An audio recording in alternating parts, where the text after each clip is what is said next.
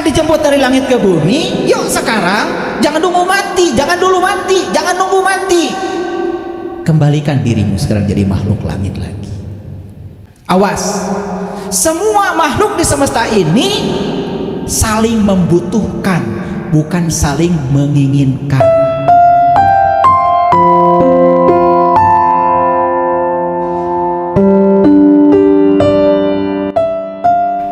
Kita mohon ridho dan berkahnya. Semoga Allah membukakan pintu kecerdasan kita, bahkan kecerdasan yang melampaui pikiran. Kita sapa semuanya dengan kelembutan dan cinta, seraya membaca basmalah. Bismillahirrahmanirrahim. Hanya ada 2 hari penting dalam hidup. 1, hari saat kita dilahirkan. Itu hari penting yang pertama. Hari penting yang kedua adalah hari di mana kita menemukan alasan kenapa kita dilahirkan. Ulangi.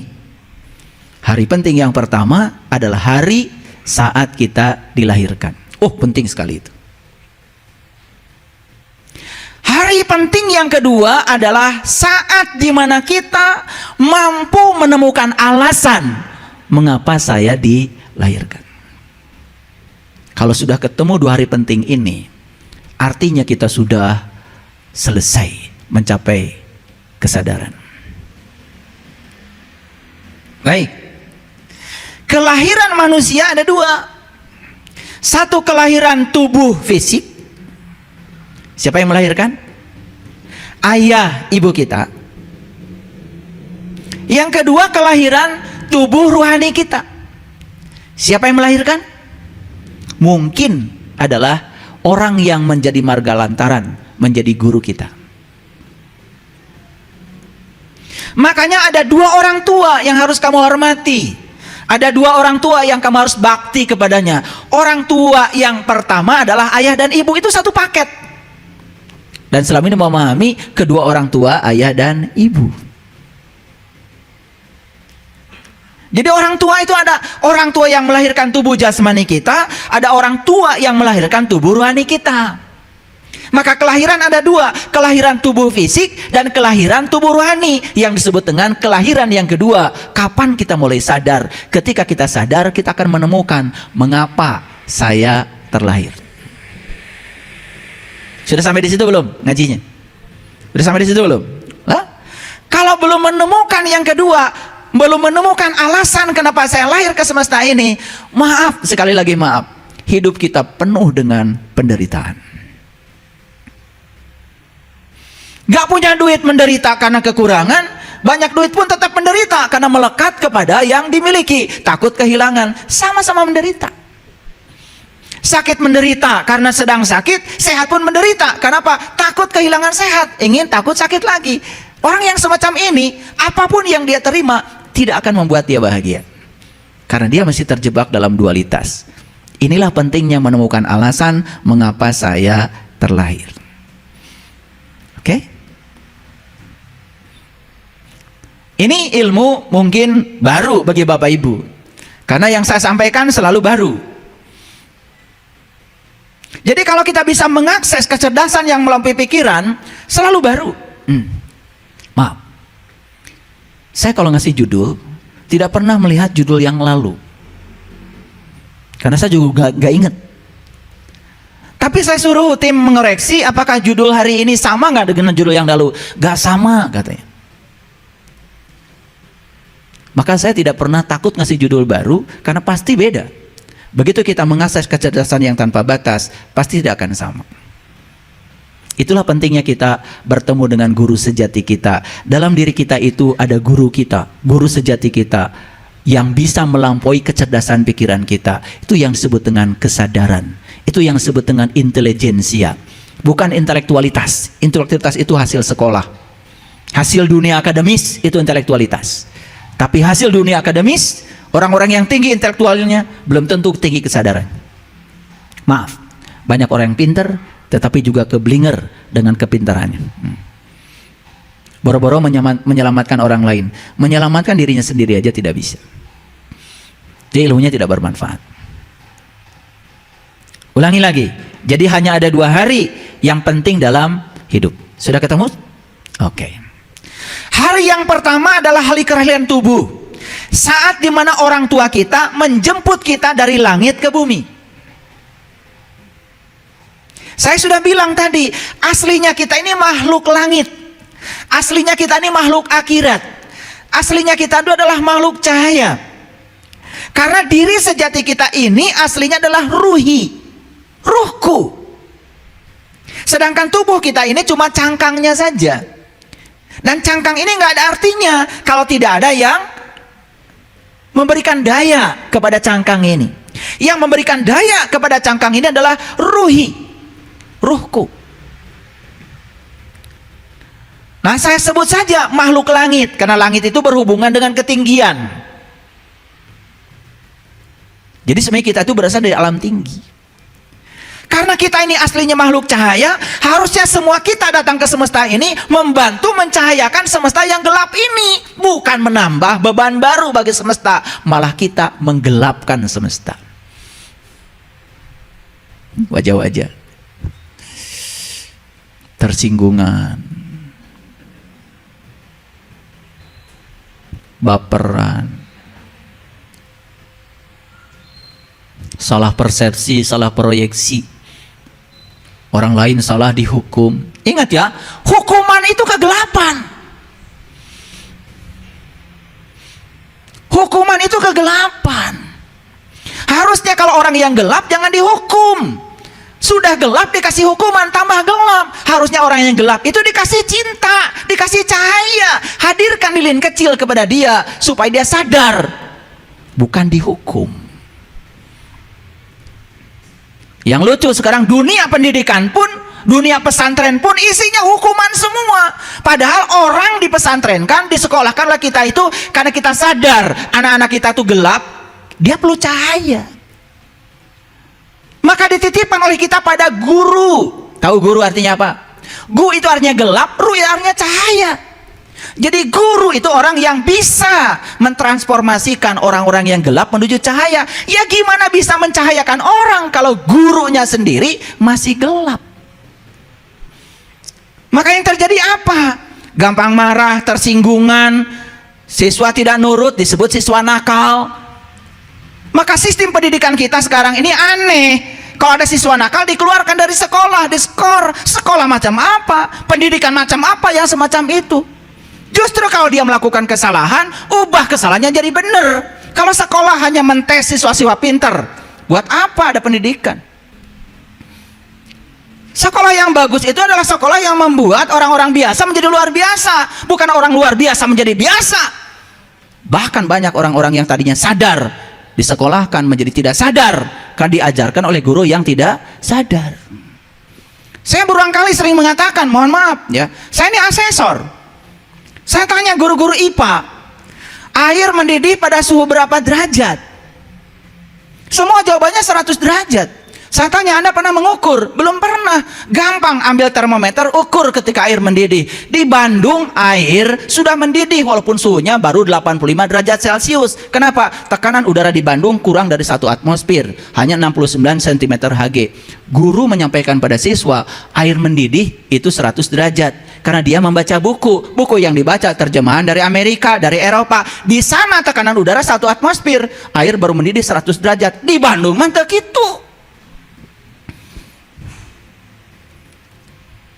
Saya tanya lagi guru, mohon maaf, air menguap pada suhu berapa derajat? Sama jawabannya. Seluruh Indonesia jawabannya sama, menguap pada suhu 100 derajat Celcius. Saya tanya, tadi pagi kalian nyuci nggak? Nyuci pak. Terus taruh di mana? Ya dijemur. Berapa kira-kira suhu di jemuran? Kan suhu di jemuran suhu lingkungan, paling 23 derajat, 26 derajat, paling tinggi di Bandung 31 derajat sekarang musim panas. Nyampe nggak 100 derajat? Tapi menguap nggak air? Buktinya kamu pulang dari sekolah, nyampe di rumah, itu jemuran sudah kering semua. Kemana airnya? Menguap berapa derajat? Kan nggak 100. Coba, ini yang diajarkan guru, kesadaran atau ketidaksadaran? Bayangkan kita titipkan anak kita di sekolah yang modelnya kayak gitu, yang diajarkan ketidaksadaran. Pernah ngecek? Ini dibuka oleh saya pikirannya. Makanya nggak ada sekolah favorit. Sama, tergantung gurunya sadar atau tidak. Makanya sistem pendidikan itu bukan mengisi bejana yang kosong, tetapi mencahayakan siswa-siswa yang ada dalam kegelapan. Luar biasa ya. Wisuda aja mungkin kalian nggak sadar. Ketika dipindahkan benang dari kiri ke kanan, saya tanya, kenapa benang dipindahkan dari kiri ke kanan? Yang memindahkan nggak sadar, yang dipindahkan nggak sadar. Yang penting kan cuman begini, benangnya dikesinikan, foto-foto, udah saya wisuda. Ketika ditanya, kenapa benang dipindahkan dari kiri ke kanan? Tahu? Yang pada wisuda dulu, nggak ngerti. Padahal itu sebenarnya simbolisasinya sangat dalam. Kalian kalau mengelilingi Ka'bah, ke kiri apa ke kanan? Ke kiri. Bumi mengelilingi matahari, ke kiri apa ke kanan? Ke kiri.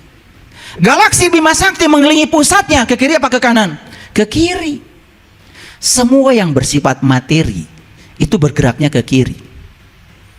Elektron mengelilingi atom itu juga ke kiri. Jadi kiri itu lambang dari materi.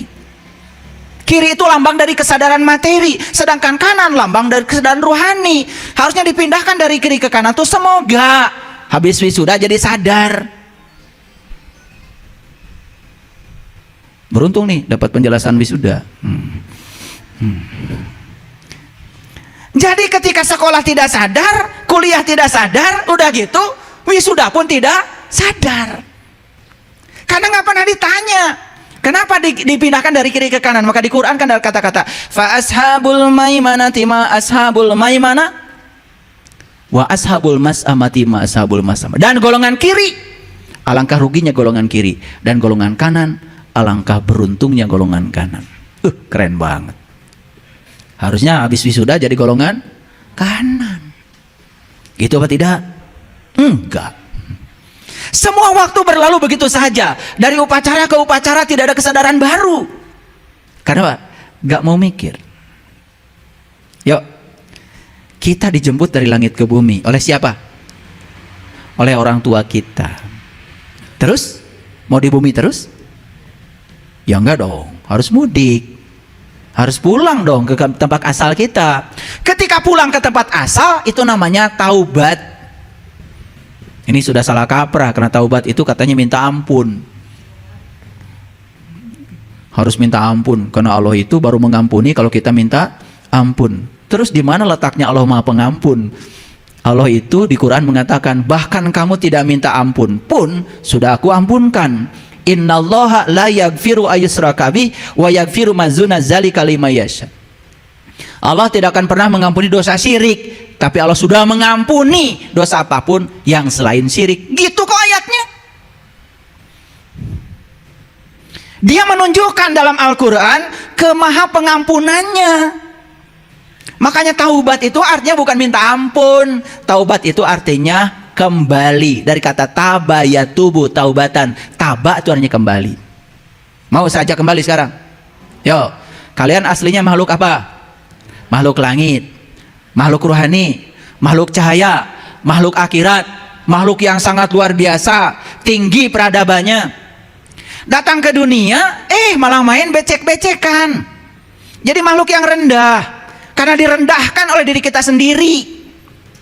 Di sini main gelap-gelapan. Gitu apa tidak? Mau terus begitu? Mumpung masih hidup, yuk kita sekarang taubat. Kembali, sadar, oh saya ini adalah makhluk cahaya. Saya datang ke semesta karena ibu bapak saya berpelukan. Betul? Betul apa tidak? Kalian hasil pelukan atau hasil pukul-pukulan? Kalau ibu bapak kita pukul-pukulan nggak jadi. Karena ibu bapak kita berpelukan. Kenapa berpelukan? Karena Tuhan menyampaikan cinta kasih. Jadi sebetulnya kalian itu sebetulnya adalah produk cinta, bukan produk kebencian. Jadi lucu kalau manusia saling bunuh, marah-marahan, pukul-pukulan, musuh-musuhan. Itu aja udah gak sadar. kalau dia itu hasil pelukan, itu aja nggak sadar. Kalau kita sadar kita hasil pelukan, nggak mungkin deh kita saling benci, nggak mungkin. Itulah pelajaran tauhid yang nyata dalam hidup. Paham? Kenapa saya ini hari ini kok energinya besar sekali ya? Pengen nyubit saya tuh sama kalian itu. Lanjut. Nah, setelah dijemput dari langit ke bumi, yuk sekarang jangan nunggu mati, jangan dulu mati, jangan nunggu mati. Kembalikan dirimu sekarang jadi makhluk langit lagi. Yang menjemput dari langit ke bumi adalah ayah ibu kita. Tapi yang mengembalikan kita dari bumi ke langit adalah guru-guru kesadaran kita. Disitulah di Quran dikatakan, "Mayyahdillahu fahuwal muhtadi, wa mayyudlil falan tajidalahu waliyan mursyida." Barang siapa yang dikehendaki Allah dapat petunjuk, pasti akan bertemu dengan seorang penunjuk jalan. Tapi barang siapa yang tidak dikehendaki Allah dapat petunjuk, sampai mati pun tidak akan pernah bertemu dengan waliyan mursidan. Wali itu artinya pemimpin, mursid itu dari kata irsyad. Irsyad itu cerdas. Makanya guru-guru yang cerdas disebut mursyid. Makanya ada istilah guru mursyid. Itu bahasa Indonesianya adalah orang-orang yang cerdas, yang bisa mengajarkan kita supaya cerdas. Jadi seorang guru itu bukan mengajarkan supaya seluruh siswanya taat kepada dia walaupun gak ngerti, bukan begitu. Seorang guru yang asli itu membuka seluruh potensi kecerdasan muridnya, bahkan bisa jadi muridnya lebih pintar dari gurunya.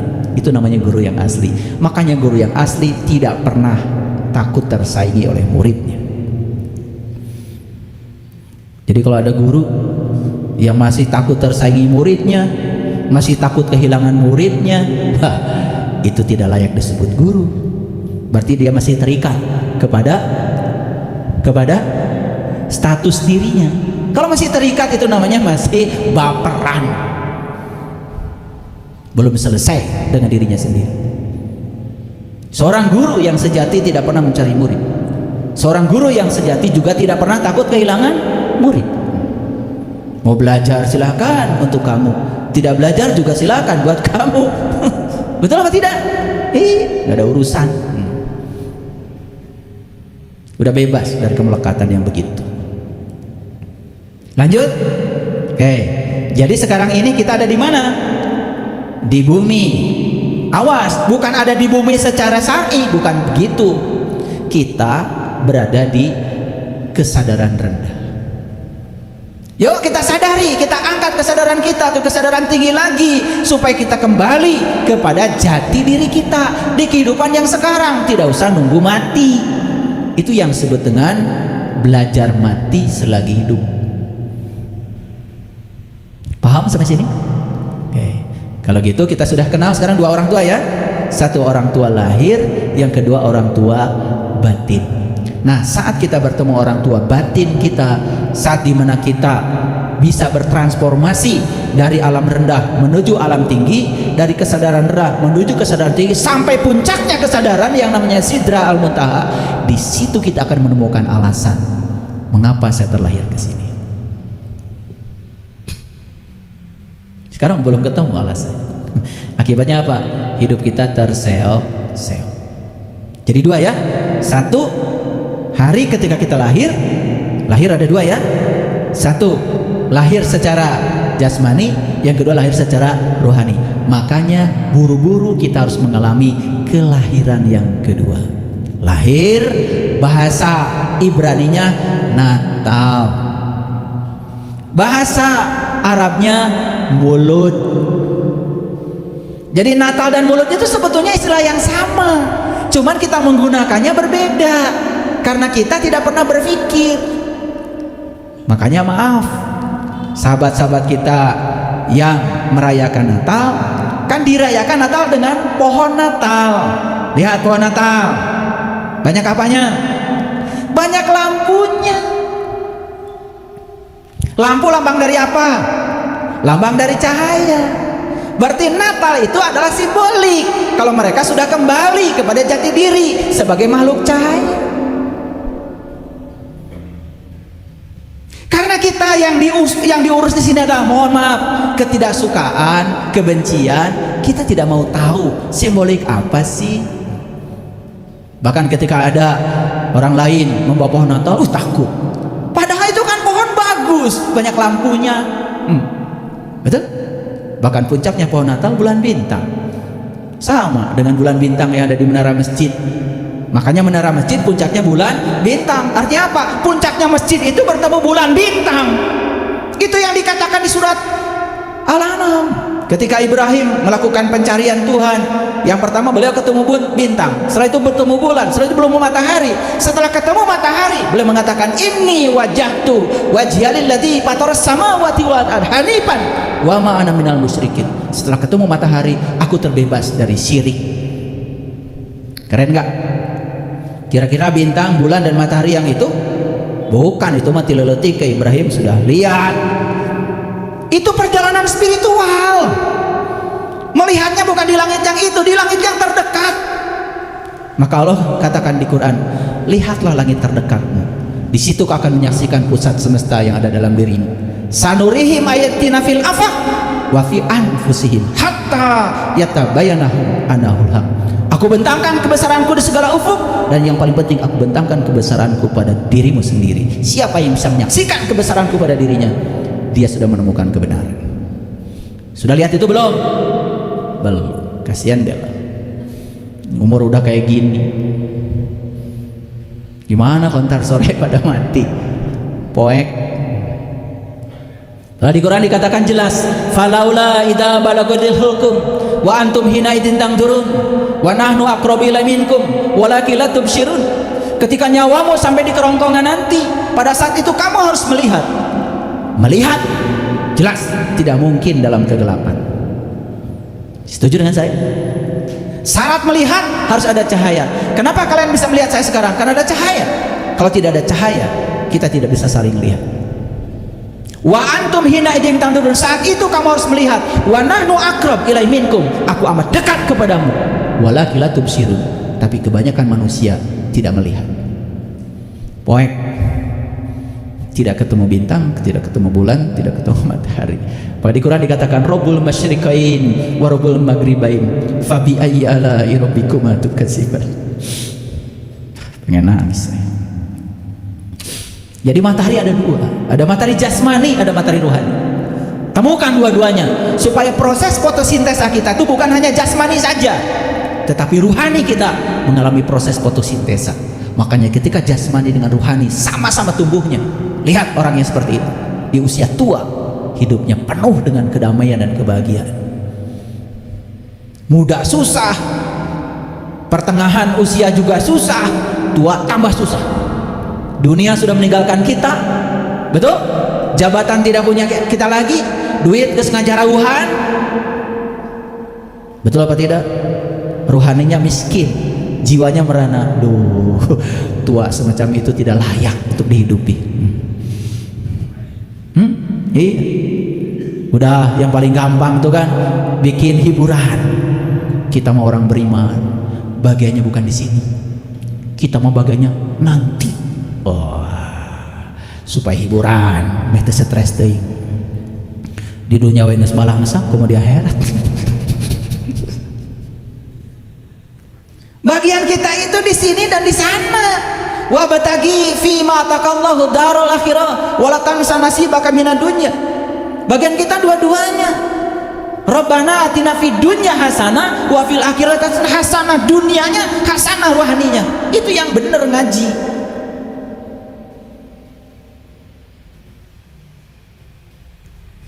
Gak boleh. Udah ngaji spiritual, ongkos aja gak punya. Katanya Tuhannya maha kaya, terus Tuhanmu kemana? Duit aja lu kagak punya. Betul apa tidak?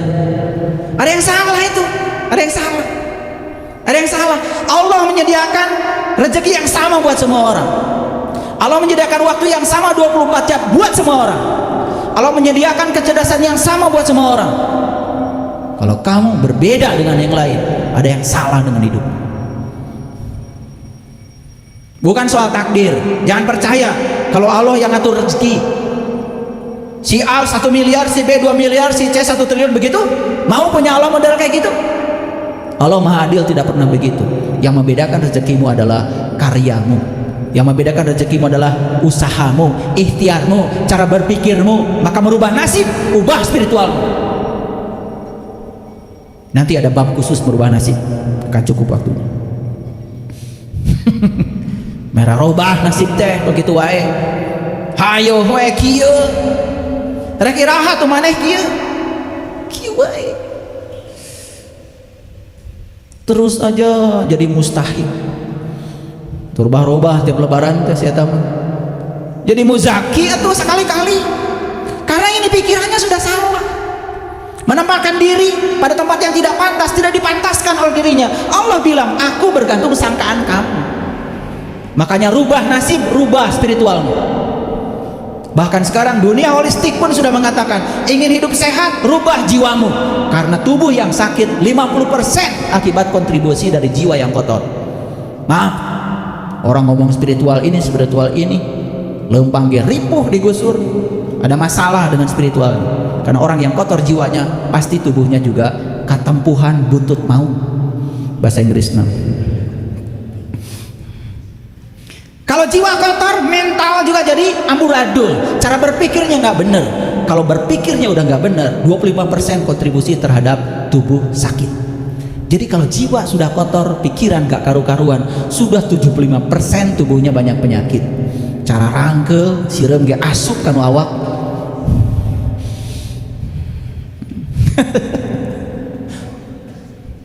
Iya.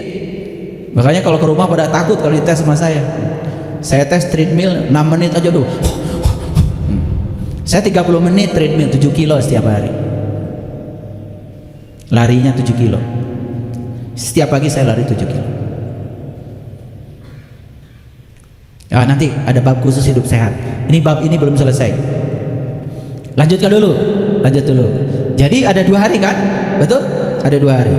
Baik, kita lanjutkan. Oh, tadi yang ke-7 belum ya?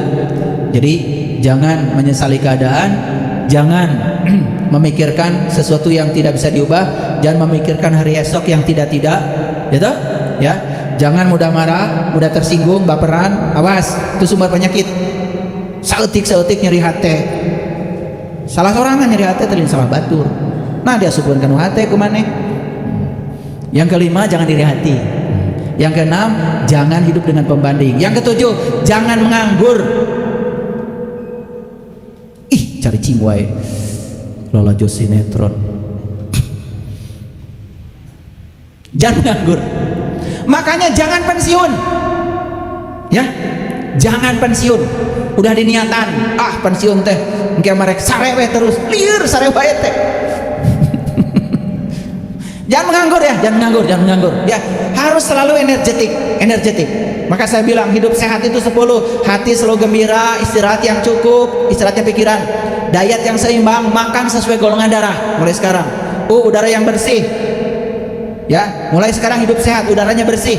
Di rumah kalau bisa bikin suasana supaya udaranya bersih, banyakkan tanaman. Pengendalian diri penting. P. Sehat. S-nya apa? Sinar matahari yang cukup, jasmani dan rohani. Energetik, hidup penuh dengan semangat. Begitu. Lah lulus. Ngaji tunduh. Energetik. H. Hubungan sosial yang bagus. Satu musuh terlalu banyak untuk kehidupan ini. 1000 kawan terlalu sedikit. Banyak silaturahim. Hubungan sosial yang bagus, jangan banyak musuh. A. Air putih yang banyak, sejam sekali minum. T. Tuhan yang utama. Kalau sudah ketemu yang 10 itu keren hidup. Praktek hidup itu bukan teori. Jangan banyak teori. Baik, sekarang saya lanjutkan dulu. Jadi aslinya kita makhluk cahaya. Setuju? Sekarang kembalikan kita kepada jati diri kita sebagai makhluk cahaya. Kapan? Sekarang. Di sini, saat ini sekarang. Karena Allah mengatakan, man kana fi hadihi a'ma wa huwa fil akhirati a'ma wa adallu sabila. Barang siapa yang poek di dunia, poek di akhirat. Cing sanu caang di dunia, caang di akhirat. Caangan di dunia ayeuna, ame caang di akhirat. Di ayeuna caangan. Paham maksud saya? Itu Quran. Ya.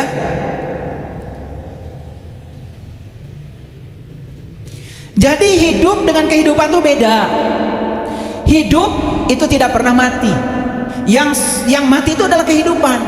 Ketika sang hidup melinggi di sini, ketika sang hidup melinggi di sini tadi ditiupkan ruhku ke sini, maka hukum alamnya karena hidup itu abadi, sedangkan kehidupan tidak abadi, otomatis tubuh fisik ini akan mengalami ketidaksinkronan dengan hidup.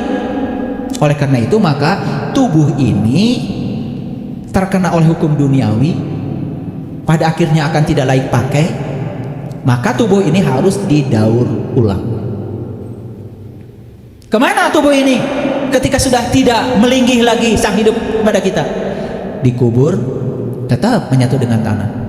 Rag-rag di gunung, tetap menyatu dengan tanah. Palit di wahangan, tetap menyatu dengan tanah. Titelem di laut lebaran, tetap menyatu dengan tanah. Semua akan menyatu dengan tanah. Ketika menyatu dengan tanah, sistem alami ini sudah punya mekanisme sendiri untuk mengurai unsur-unsur yang ada tubuh menjadi unsur-unsur alam. Yang magnesium, yang aluminium, yang ferum, yang hidrogen, semua atom-atom dalam tubuh kita akan diurai oleh bakteri alam, kemudian menyatu ke dalam. Setelah kembali menjadi mineral-mineral bumi, kemudian manusia menanam jengkol, menanam pete, menanam singkong, menanam kangkung, menanam genyer, menanam rambutan. Semua itu mengambil unsur-unsur yang dari tanah. Kemana itu larinya? Dimakan sama manusia. Dimakan laki-laki jadi saripati, namanya sperma. Dimakan sama perempuan jadi saripati, namanya sel telur. Atas nama cinta berpelukan, jadi lagi pertemuan sel sperma dengan sel telur, jadi jelema deui. Lahir, tumbuh, dewasa, mati lagi, kubur lagi, diurai lagi oleh bumi, dibawa oleh tanaman, begitu seterusnya. Jadi dua-duanya jadinya abadi. Jadi kehidupan pun akhirnya abadi karena kehidupan menyesuaikan diri dengan hidup. Jadi siklus alam ini bukan soal keyakinan, ini sudah menjadi sains.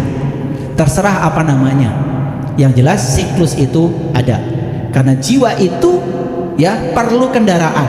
Ketika kendaraannya mogok, maka kendaraan ini harus didaur ulang supaya jiwa nanti akan datang lagi meneruskan perjalanan hidup. Oleh karena itu kita ini di dunia bukan hanya sekali ini saja, mungkin sudah ribuan bahkan jutaan kali kita datang ke sini. Oleh karena itu setiap kali kita datang ke sini kita sudah membawa data yang tersimpan dalam sel tubuh kita. Dalam sel tubuh kita ada yang namanya DNA. DNA tempat menyimpan data. Satu DNA menyimpan 3 miliar data dari kehidupan yang lalu. Jadi Bapak Ibu datang ke semesta ini sudah bawa data. Itu yang disebut dengan suratan takdir. Bukan Allah yang menciptakan takdir, tetapi data kita sendiri yang dibawa ke sini. Hari ini kita ada yang nyubit, sudah sadar. Dulu mungkin kita pernah menyubit dia, dihidupkan yang dulu. Itu proses pelunasan. Kalau seperti itu sudut pandangnya, berarti kita sudah menemukan alasan kenapa kita lahir ke sini. Makanya 3 alasan yang menyebabkan kita lahir ke sini. 1, karena ada utang yang harus kita bayar. Yang kedua, ada jalan bengkok yang pernah kita lalui. Yang ketiga, ada pekerjaan di masa lalu yang belum tuntas dan dituntaskan di kehidupan yang sekarang. Gitu. Tetangga saya kok ya berlimpah ya rezekinya, mudah sekali, halal lagi, banyak lagi, hidupnya penuh dengan keberlimpahan. Sederhana memahaminya, bukan takdir. Itu suratan data dia. Karena apa? Di kehidupan yang dulu dia kerjanya berbagi, dan dia tahu ketika dia berbagi tidak memberi siapapun, dia memberi untuk dirinya sendiri. Di kehidupan yang akan datang dia akan mengambil semua yang dia berikan. Jadi kehidupannya dari waktu ke waktu semakin bagus. Itu namanya surga. Makanya surga di Quran, tempat di mana kamu masih bernapas, tempat di mana langit dan bumi masih ada. Itu di Quran surat Hud ayat 106, 107, 108. Ini nggak saya bahas karena di kajian-kajian saya sebelumnya sudah saya sampaikan. Jadi ini mau jadi surga, ini mau jadi neraka, semua terserah kita. Paham sampai sini? Oke. Saya coba bahasakan dalam bahasa yang gampang dimengerti. Oke, bisa dilanjutkan? Ya. Jadi ada siklus jiwa, siklus hidup, ada siklus kehidupan. Contoh, air akan berkurang nggak di bumi ini? Air akan berkurang nggak di bumi? Tidak. Jumlah air, jumlah molekul air di bumi ini tidak pernah berubah. Karena tidak ada satu molekul pun yang akan bisa lari ke planet lain. Karena di bumi ini ada namanya atmosfer, ada namanya troposfer, ada banyak lapisan-lapisan yang harus ditembus. Paling air cuma naik ke atas, setelah ke atas pun turun lagi jadi hujan. Jadi sekarang ini kan kalau pagi panas terik, sore hujan. Terima, hujan itu akibat panas. Karena panas terik, maka proses penguapan air banyak, sehingga kabut di atas banyak, turun jadi hujan.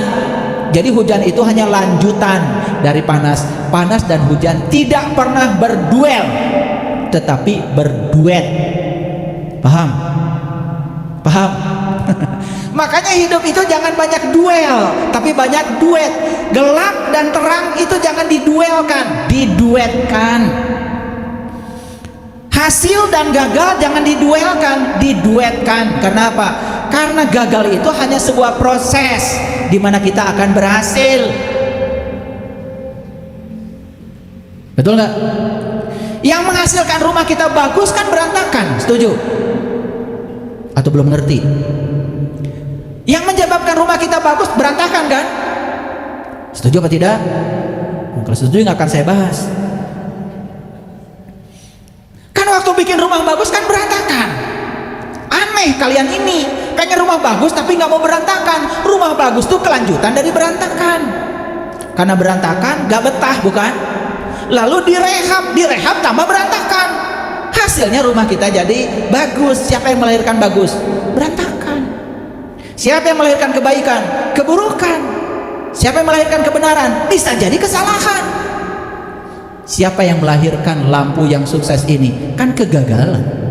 Cuman Thomas Alva Edison tidak mengatakan kegagalan. Dia cuma mengatakan, aku telah mencoba beberapa cara yang salah, dan akhirnya aku menemukan cara yang benar setelah aku menemukan cara yang salah 1000 kali. Satu saja proses itu ditiadakan oleh Thomas Alva Edison, gak ada lampu sekarang.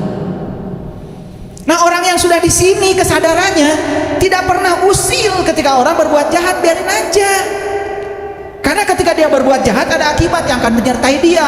Dia akan diajarkan oleh semesta menanggung akibat dari kejahatannya. Nanti juga siapa tahu dia jadi orang baik. Kan banyak dulu mantan preman, sekarang jadi ustad. Betul nggak? Ada juga mantan ustad jadi preman. Lanjut. Oke, sekarang kita bicara yang lebih spesifik lagi. Kira-kira sudah menemukan nggak apa alasan kita lahir ke sini? Jadi sebetulnya hanya 3 alasan yang menyebabkan kita lahir ke sini. Satu, alasan yang pertama karena kita punya utang yang harus dibayar. 2, alasan yang kedua adalah karena kita pernah menempuh jalan bengkok di depan yang dulu, lempengkeun ayeuna. Yang ketiga, ada pekerjaan yang belum selesai, nazar-nazar, janji-janji di masa lalu yang harus selesaikan. Setelah selesai 3 utang itu, baru kita bisa wa inna ilaihi rojiun. Maka Allah mengatakan, aku yang maha suci tidak akan bisa disentuh kecuali orang yang suci. La yamassu ilal mutahharun. Cara untuk menyucikan itu adalah 3 tadi. Jadi tidak ada musibah, tidak ada berkah. Kok saya ditipu orang? Ya sudah, sadari mungkin saja orang itu pernah ditipu kamu di kehidupan yang dulu, dan sekarang dia dihadirkan semesta untuk melunasi utangmu. Kalau itu ada cara semesta untuk menyelamatkanmu supaya lunas bayar utang, kenapa tidak? Tapi apa yang terjadi karena kita pemahamannya sempit, kita menganggap itu adalah musibah. Diceritakan ke banyak orang, gak selesai-selesai, malah besok datang lagi musibah yang sama. Like attracts like, karena kita yang telah menariknya dengan kata-kata dan pikiran kita. Itu yang disebut dengan hukum tarik menarik. Jadi Kalau hari ini kita mengalami ujian yang sama dalam hidup berulang-ulang, eta keneh, jelas karena kita belum bisa menerima seutuhnya apa yang terjadi pada kita karena kurang pengetahuan. Kira-kira sudah ada gambaran nih dari kajian ini? Sudah ada gambaran? Jadi setelah selesai kajian ini, cara kita menerima apapun, terutama yang tidak kita sukai dalam hidup, menjadi clear. Mustahil kita datang ke dunia ini kecuali untuk dipertemukan dengan pasangan hidup kita. Ulangi, apa? Mustahil kita datang ke dunia ini kecuali untuk dipertemukan dengan pasangan hidup kita. Siapa yang mempertemukan kita dengan pasangan hidup kita? Siapa? Siapa? Diam semua, takut salah. Siapa? Ada yang acungkan tangan? Siapa? Allah. Gampang ngaji itu, segala tempukan we ka Allah. Kunaon maneh gering? Allah. Kunaon maneh sangsara? Allah. Kunaon maneh susah? Allah. Karunya tuh Allah teh. Jadi ketemuan baik. Yang mempertemukan kita dengan pasangan kita adalah data kita bersama. Ada kesamaan data antara data kita dengan data pasangan kita. Makanya yang namanya gambung, yang namanya pernikahan, tujuan utamanya adalah mengurai data. Jadi apapun yang terjadi dalam kehidupan rumah tangga kita, sebetulnya kita yang telah mengundangnya. Makanya harus sabar. Namanya juga rumah tangga, ada rumah ada tangga. Rumah itu tempat berlangsungnya kehidupan, tangga itu bisa buat naik, bisa buat turun. Harusnya tangga digunakan buat naik. Makanya nikah adalah latihan menerima dan menghargai perbedaan. Kenapa ini terjadi kepada kehidupan saya? Sudah sadari, karena sesungguhnya kita dipasangkan itu jelas bukan dengan yang sama, kita dipasangkan dengan yang berbeda. Namanya juga pasangan, azwaja, bukan? Pasangan itu tidak pernah kiri-kiri, tidak pernah kanan-kanan, pasti kiri-kanan. Kalian mah nggak sadar, hayang disebut pasangan tapi hayang sarua. Liur mikiran maneh teh. Hayang disebut pasangan tapi hayang sarua, ari pasanganna beda, kiri kanan. Betul enggak? Menjadi sempurna karena beda dipasangkan. Jadi sebetulnya kita di rumah tanggakan oleh Allah itu dalam rangka untuk saling melengkapi dan menyempurnakan. Awas, semua makhluk di semesta ini saling membutuhkan, bukan saling menginginkan. Dengar kata-kata saya. Begitu kita sadar saling membutuhkan, akan terjadi harmoni. Tapi begitu saling menginginkan, terjadi cekcok dan pertikaian. Kahartos? Rarumasa juga namanya. Jadi nyeri hati itu akibat kita menginginkan orang lain seperti yang kita mau. Karena kita saling menginginkan, bukan saling membutuhkan. Kalau saling membutuhkan akan terjadi saling melengkapi, lalu saling menyempurnakan.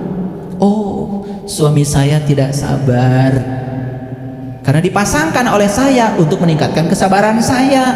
Bagaimana mungkin saya menjadi orang sabar kalau saya suaminya sabar? Maka dikasih suami tidak sabar. Ini doa saya, karena ketika sedang gadis kan doanya begitu, ya Allah tumbuhkan kesabaranku, begitu bukan? Ya dibere carogen untuk sabar, itu pengkabulan Allah atas doa kita. Kahartos itu kan maraneh keneh anu munang dan ngaji lo bating maca. Makanya ngaji tuh nggak usah one day one judge, nggak usah satu hari satu huruf aja bagus itu.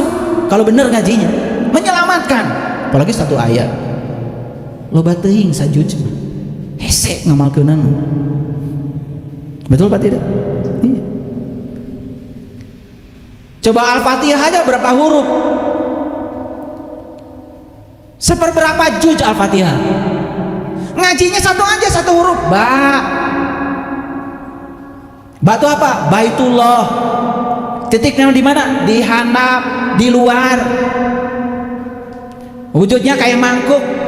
Jadi kalau kita baru sampai ba, titiknya masih di luar. Gitu. Gimana mindahkan titik dari luar ke dalam? Kan kudu jadi nun. Betul nggak? Gimana caranya dari ba ke nun? Mulai sekarang ngaji ka jero, ngaji diri, tong ningali kesalahan batur wae. Moal pindah tang ba ke titik mah ka jero.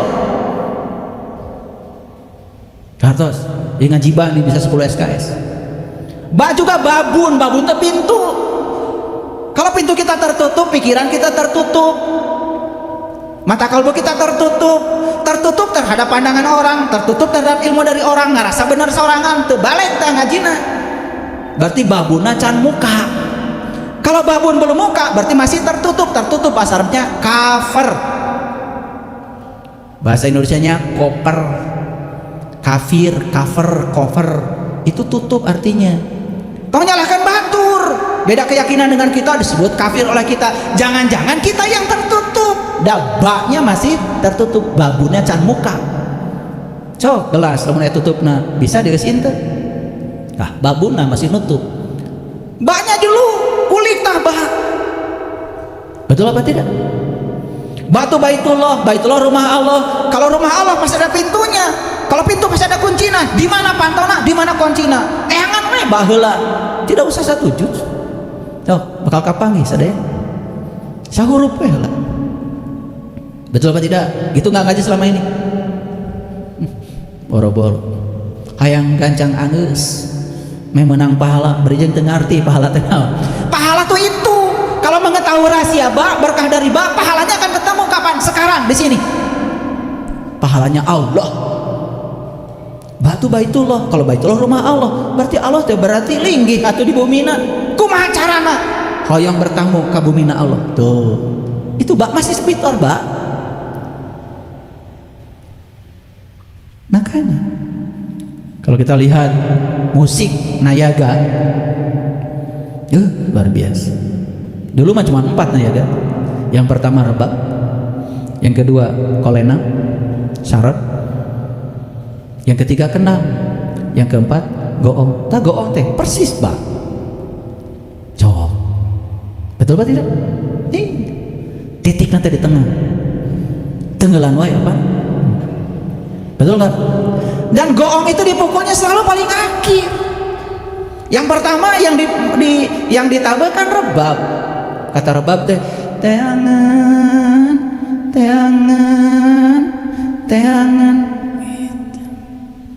Betul? Kata syarat tong sieun. Kata kenang apa? Kulibak.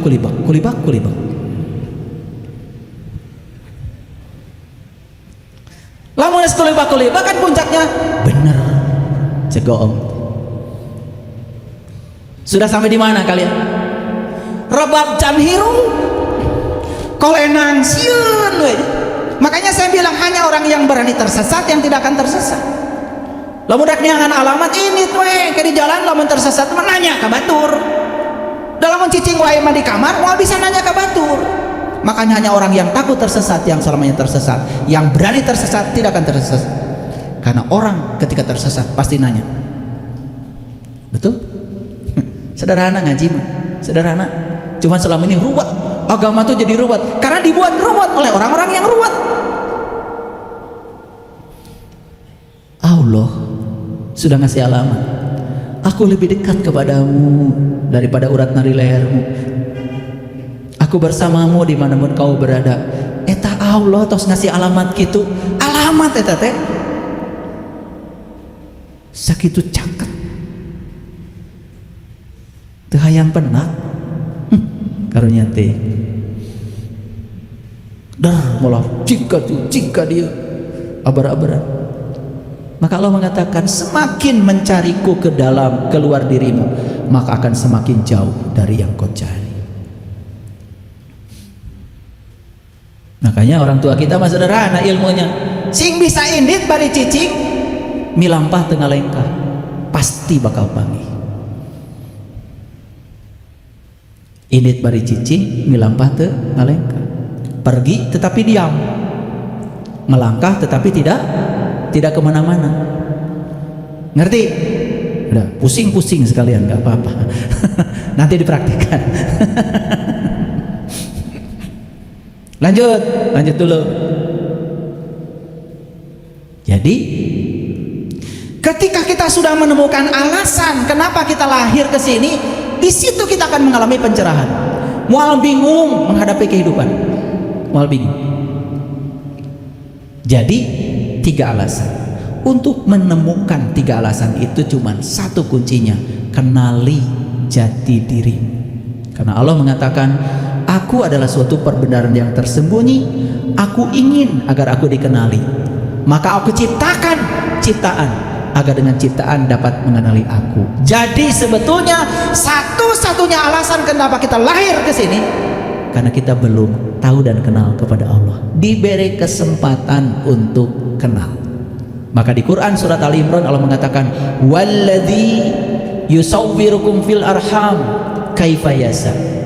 Dialah Allah Al-Musawwir, sang pencipta agung, yang telah menciptakan kamu di rahim ibumu sebagaimana yang Dia kehendaki. Jadi Allah menciptakan tubuh ini sebagai kendaraan yang luar biasa, karena hanya dengan tubuh inilah kita bisa mencapai Allah. Makanya dalam agama Nasrani, tubuh yang sudah menemukan cahayanya kembali disebut sudah kembali lahir. Dalam ajaran Islam, tubuh yang sudah menemukan nur ala nurnya kembali, maka disebut sudah mengalami maulid. Sayang sekali kalian peringati maulid tiap tahun, tetapi kalian tidak pernah menjadi pelaku dari maulid sendiri, hanya memperingati. Yuk, sekarang pertanyaan dari saya, kapan mau maulidnya? Makanya maulid itu 12 Rabiul Awal. 12 angkanya luar biasa, 1 ketemu 2. Rab itu adalah Rob, sang pemelihara. Awal. Jadi Rabiul Awal itu adalah awal mengenal Rob.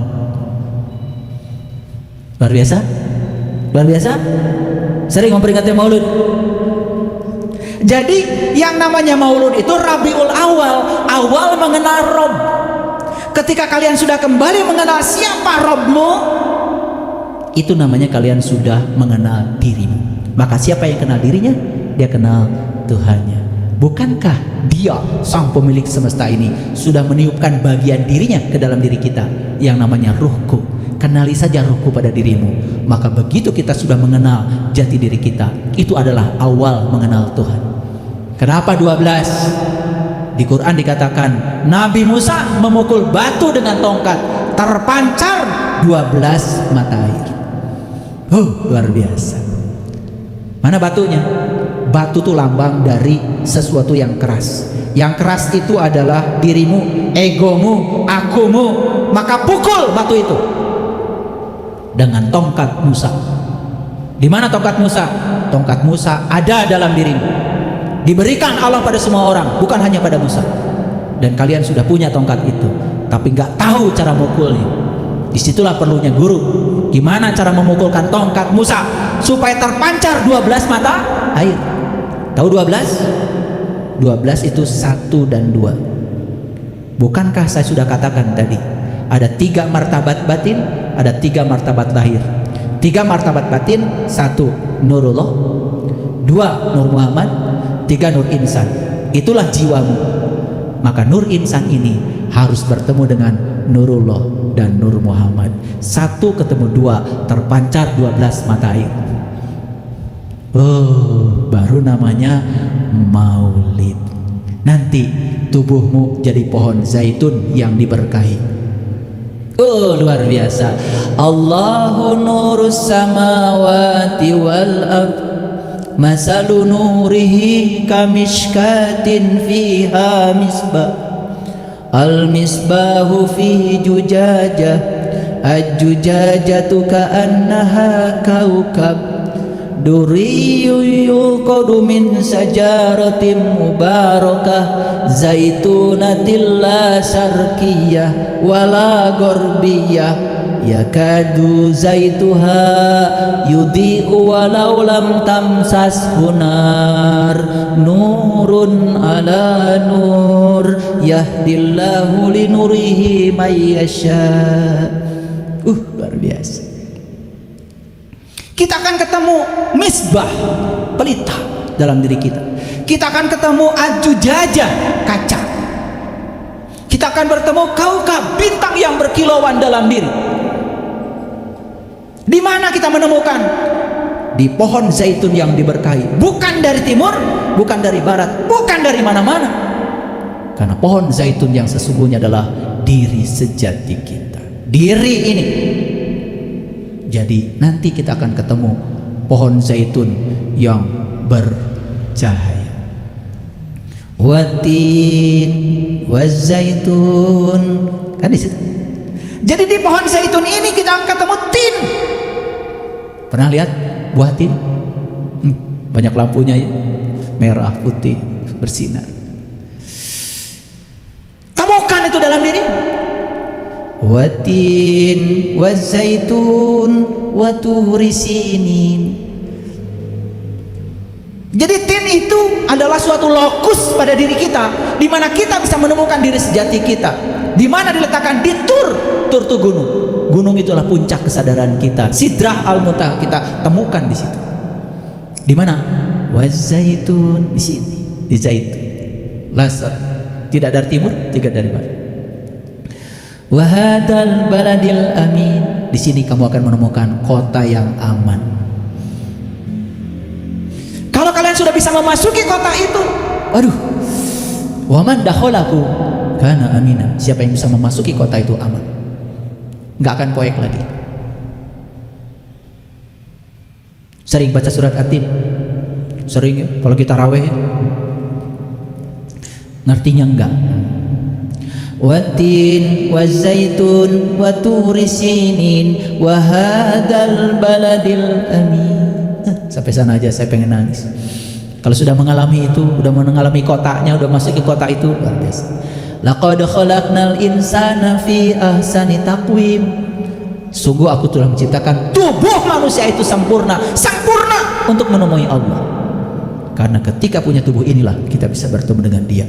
Ketika manusia punya tubuh, tidak bisa menggunakan tubuhnya untuk menemui Dia, berarti ulaika kal an'am, gak ada beda dia dengan binatang. Laqad khalaqnal insana fi ahsani taqwim tsumma radadnahu asfala safilin.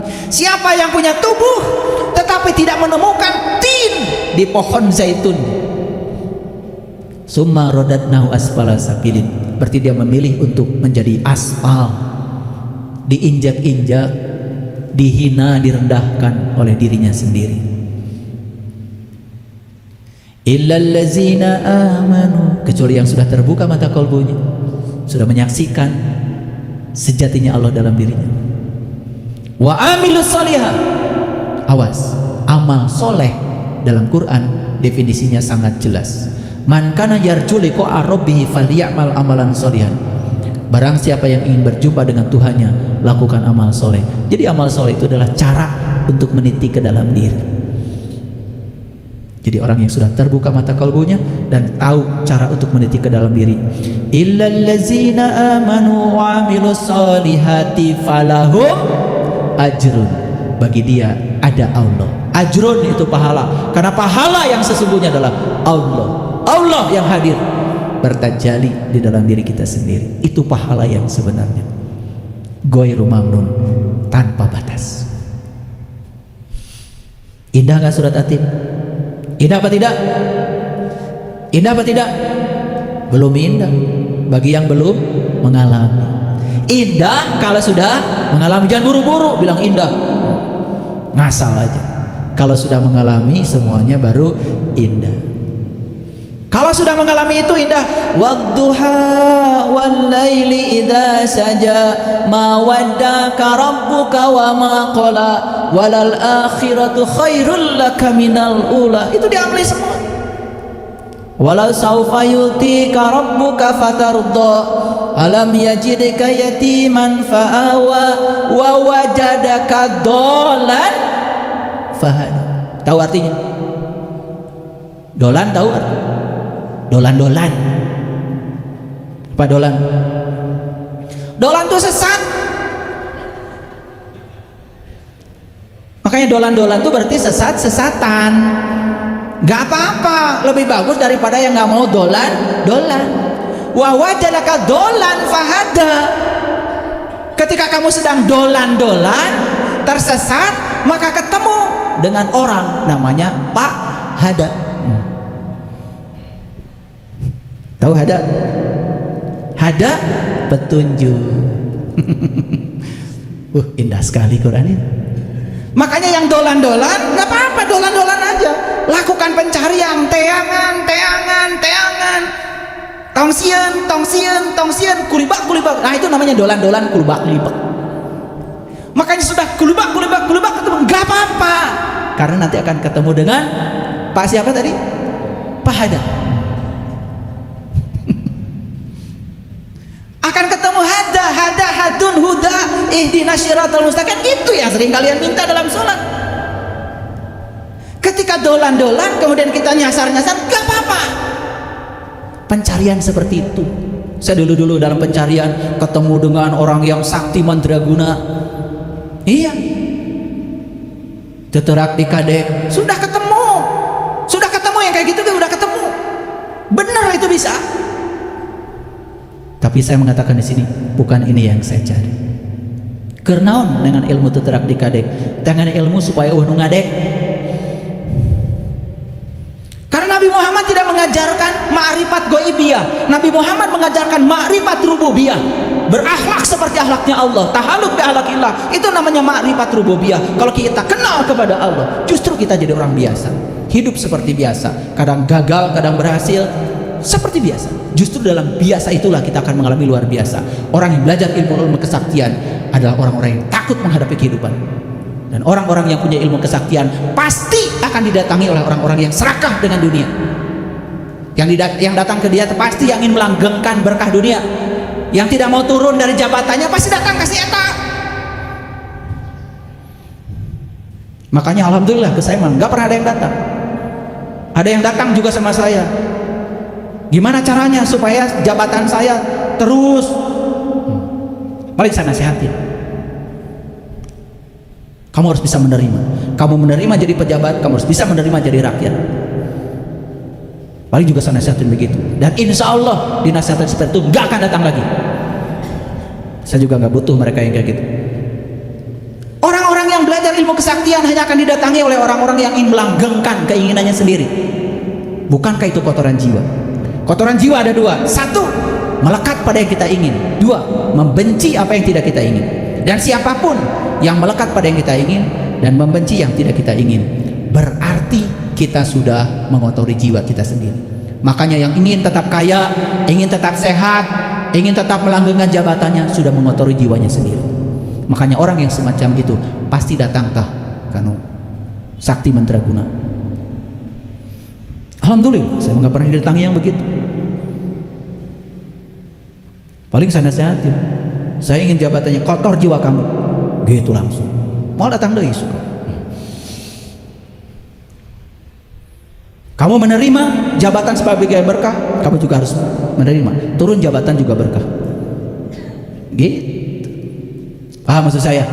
Justru kita harus melampaui dualitas, baru jiwa kita akan bersih suci. Saat kita pulang kepada Allah, sudah tidak ada kemelekatan pada apapun, maka kita yang suci ini akan kembali kepada Dia yang Maha Suci, tepat pada saat kita sudah melepaskan dualitas. Jadi sekarang sudah ketemu dua hari penting. Satu, saat kelahiran kita, itu yang paling penting. Kenapa penting? Karena jadi manusia itu tidak mudah. Untung jadi jelema. Coba lahir ke dunia bukan jadi ini, malah bisa ngaji, betul apa tidak? Jadi sirup. Penting gak jadi manusia? Penting.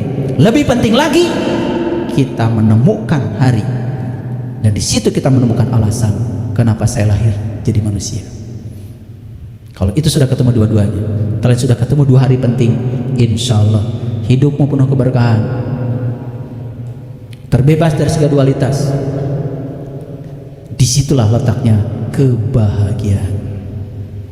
Sudah bisa menerima intisari kajian kita hari ini? Oke, terima kasih. Assalamualaikum warahmatullahi wabarakatuh.